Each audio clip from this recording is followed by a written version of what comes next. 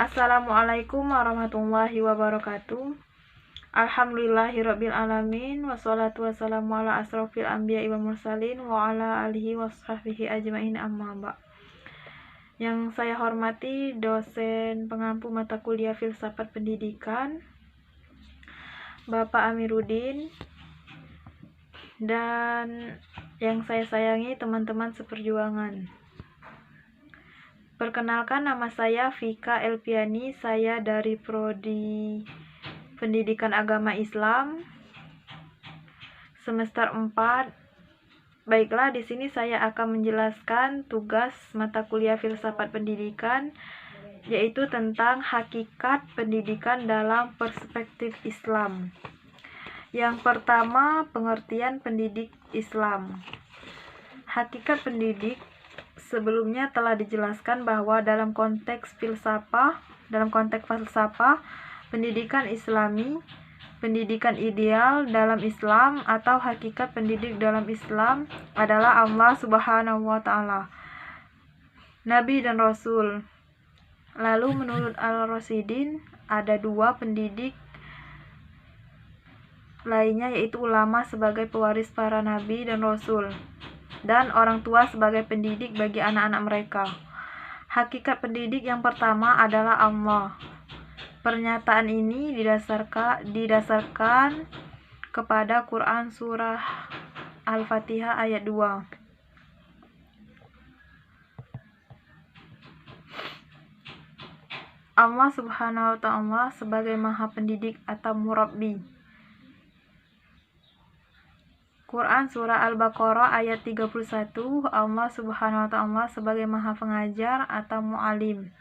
Dan hadis Nabi tentang ta'did dalam Quran surah Al-Fatihah ayat 2 dijelaskan bahwa Allah adalah Rabb bagi alam semesta. Kata Rabb seakar dengan tarbiyah, dan dari kata ini muncul kata Murabbi, sehingga Quran surah Al-Fatihah ayat 2 seperti kata Al-Rasyidin menunjukkan bahwa Allah Subhanahu wa Ta'ala adalah pendidik yang agung bagi seluruh alam semesta.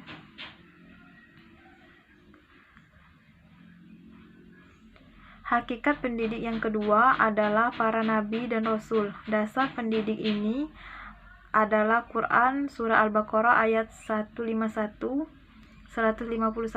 Dalam ayat ini ditegaskan bahwa Allah Subhanahu wa Ta'ala mengurus para rasul untuk membacakan ayat-ayat Allah atau yatlu alaikum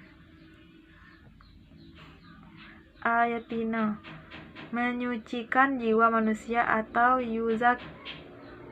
yuzakikum, dan mengajarkan manusia kitab, hikmah dan ilmu, yu'allimukum alkitab al-hikmah, dan malam takunu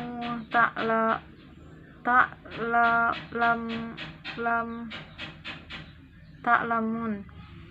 Beberapa ayat lain menunjukkan bahwa para nabi dan rasul bertugas membacakan ayat-ayat Allah Subhanahu wa Ta'ala, menyucikan jika manusia, dan mengajarkan manusia kitab, hikmah, dan ilmu seperti terlihat dalam Quran surah Ali Imran ayat 164 dan Quran surah Al-Jumu'ah ayat 2. Para nabi dan rasul bahkan menjadi teladan bagi seluruh manusia atau uswah al-hasanah sebagai disebutkan dalam Quran surah Al-Ahzab ayat 21.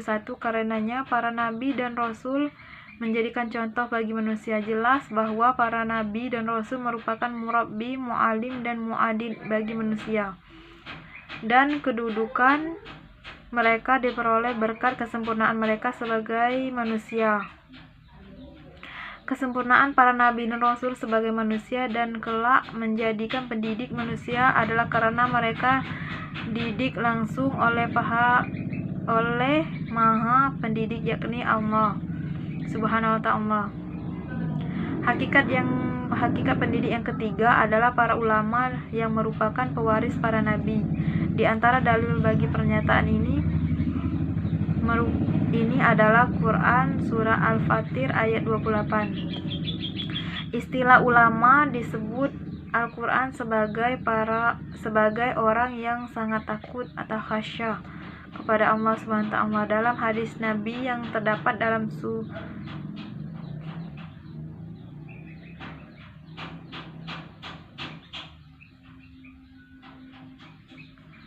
Hakikat pendidik yang keempat adalah orang tua. Pendapat ini didasarkan kepada Quran surah Al-Isra ayat 24 dan Quran surah Luqman ayat 12 sampai 19. Quran surah Al-Isra ayat 24 menyiratkan bahwa orang tua bertugas mendidik, memelihara dan mengasuh anak-anak mereka sewaktu kecil. Dalam Quran surah Luqman ayat 12 sampai 19 dijelaskan bahwa Luqman adalah orang yang sangat mendapatkan hikmah dari Allah Subhanahu wa taala. Dan kemudian Luqman mendidik anaknya dengan mengajarkan ketauhidan dan menolak kemusyrikan.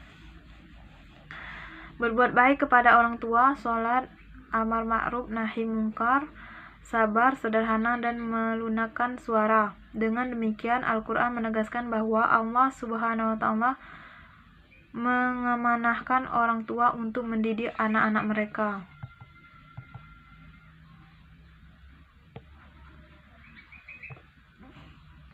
Berdasarkan kajian di atas, dapat disimpulkan bahwa pendidik ideal adalah Allah Subhanahu wa taala.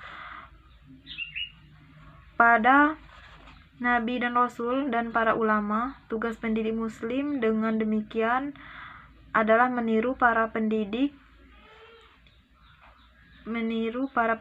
ideal tersebut, terutama memiliki dan menerapkan kepribadian para pendidik ideal tersebut. Para pendidik muslim lebih lanjut harus berakhlak dengan akhlak Allah, sehingga pendidik muslim memiliki dan menampilkan sifat jamaliyah dan sifat jalaliyah Allah Subhanahu wa taala sebagai Maha Pendidik. Demikian juga para pendidik muslim harus meneladani sifat-sifat para nabi dan rasul. Secara teologis ada 4 sifat wajib nabi. Yaitu sidik, amanah, tabligh, dan patanah, serta 4 sifat mustahil, kazib, khianat, kitman, dan jahil atau khaflah atau pelupa. Karenanya pendidik muslim haruslah menjadi sosok yang sidik, amanah, tabligh, dan patanah. Kemudian para pendidik juga harus meneladani kepribadian para ulama dunia muslim. Sekedar contoh, Imam Syafi'i selalu menjaga wuduknya, sehingga pendiri mazhab Syafi'iyah ini selalu dalam keadaan suci dalam menjalankan aktivitas sehari-harinya. Karena itu pula para pendidik juga harus suci dengan menjaga wudhu, dengan meneladani kepribadian Allah Subhanahu wa taala, nabi dan rasul dan ulama. Para pendidik muslim akan menjadi pendidik ideal dalam Islam. Selanjutnya nomor 2 yaitu syarat-syarat pendidik Islam. Syarat-syarat sebagai pendidik Islam yaitu menurut Profesor Dr. Muhammad Athiya Al-Abrasi, pendidik dibedakan menjadi 3 macam, yaitu yang pertama pendidik kutab, yaitu pendidik yang mengajarkan Al-Quran pada anak-anak di kutab.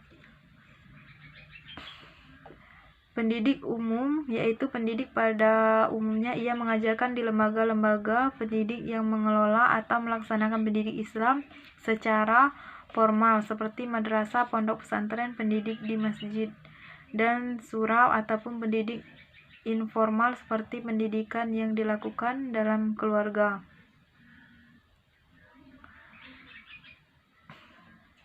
dan pendidik khusus, yaitu pendidik yang memberi sejarah khusus kepada seseorang atau lebih dari seseorang dari anak pembesar, pemimpin negara atau khalifah, seperti pendidikan yang dilakukan di rumah-rumah, misalnya di istana. Syarat sebagai pendidik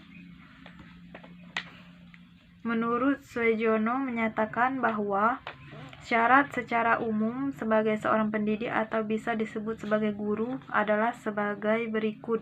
Sudah dewasa, yaitu orang dewasa yang dapat diberi tanggung jawab di negara kita. Seseorang dianggap dewasa sejak umur 18 tahun atau dia sudah menikah. Menurut ilmu pendidikan, umur 21 tahun adalah umur 21 tahun adalah tahun laki-laki dan tahun perempuan cukup dewasa. Sehat jasmani dan rohani. Jika seseorang pendidik tidak sehat jasmani atau sakit, akan mengganggu kegiatan mengajar, bahkan dapat menularkan penyakitnya kepada peserta didik. Dan jika seorang itu tidak sehat rohani, maka akan sangat berbahaya pada perkembangan peserta didik. Bagaimana mungkin seorang peserta didik yang meniru pendidik yang sakit rohaninya akan berhasil? Tentu saja tidak akan berhasil. Harus berkesusilaan dan berdedikasi tinggi. Umur harus sudah dewasa. Kesehatan harus sehat jasmani dan rohani. Keahlian harus ahli dalam bidang yang diajarkan dan menguasai ilmu mendidik, termasuk ilmu mengajar.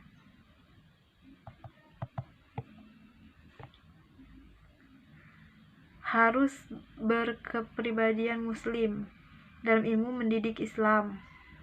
Secara umum, guru yang baik harus mempunyai kriteria sebagai berikut: bertakwa kepada Allah, berilmu sebagai syarat untuk menjadi guru, sehat jasmaninya, berkelakuan baik atau berakhlak mulia, bertanggung jawab, dan berjiwa nasional. Pendidik adalah bapak rohani bagi peserta didik yang memberikan ilmu, pembinaan akhlak mulia, dan memperbaiki akhlak yang kurang baik. Kedudukan tertinggi pendidik dalam Islam tertuang dalam teks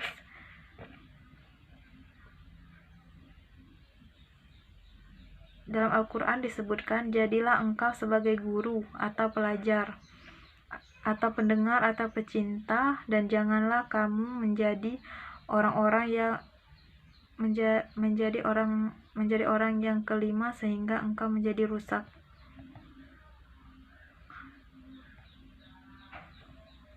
Syarat sebagai pendidik dalam Islam haruslah memenuhi ketentuan yang diajarkan syariat Islam.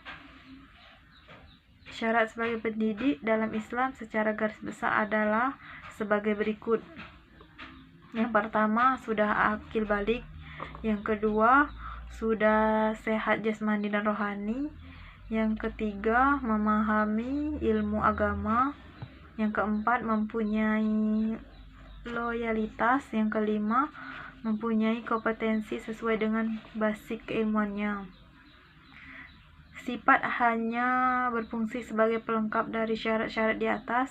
Untuk menyempurnakan kompetensi seorang guru, maka dilengkapi dengan sifat-sifat yang disebutkan di atas. Apabila syarat sifat seorang pendidik atau guru terpenuhi dengan baik, maka kewajiban akan dilakukan dengan baik dan maksimal.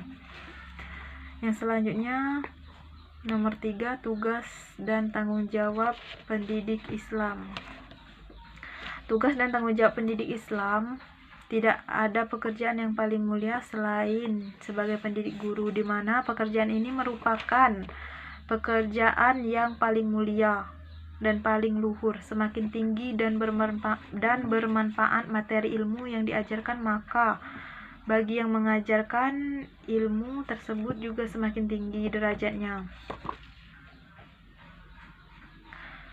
Tugas pendidik ada dua, yaitu pertama, berfungsi sebagai penyucian, yakni berfungsi sebagai pembersih, pemelihara, dan pengemban fitrah manusia. Yang kedua, berfungsi sebagai pengajaran, yakni menginternalisasikan dan mentransformasikan pengetahuan dan nilai-nilai agama kepada manusia. Pendidik haruslah bertanggung jawab untuk mendidik individu supaya beriman kepada Allah Subhanahu wa Ta'ala, melaksanakan syariatnya, mendidik diri supaya beramal soleh, dan mendidik masyarakat untuk saling menasihati dalam melaksanakan kebenaran, saling menasihati agar tabah dalam menghadapi kesusahan, beribadah kepada Allah, dan menegakkan kebenaran.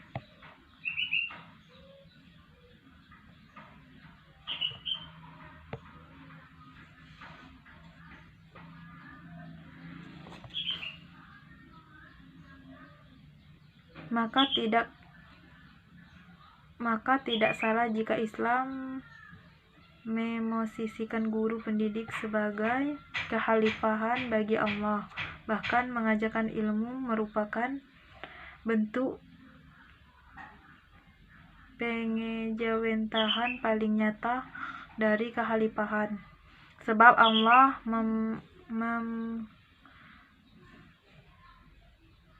dengan demikian, orang alim ibarat bendaharawan bagi khasanah Allah yang paling berharga. Selanjutnya diizinkan untuk menafkahkan isi khasanah itu kepada yang membutuhkan. Maka perhatikanlah adakah kedudukan yang paling mulia dibanding dengan kedudukan hamba yang menjadi perantara Allah dengan makhluk untuk mendekatkan diri mereka sedekat mungkin, serta membimbing mereka menuju surga, tempat kembalinya yang abadi.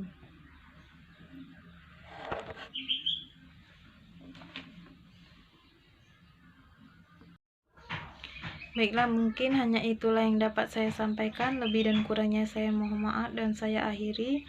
Wabillahi taufiq wal hidayah. Wassalamualaikum warahmatullahi wabarakatuh.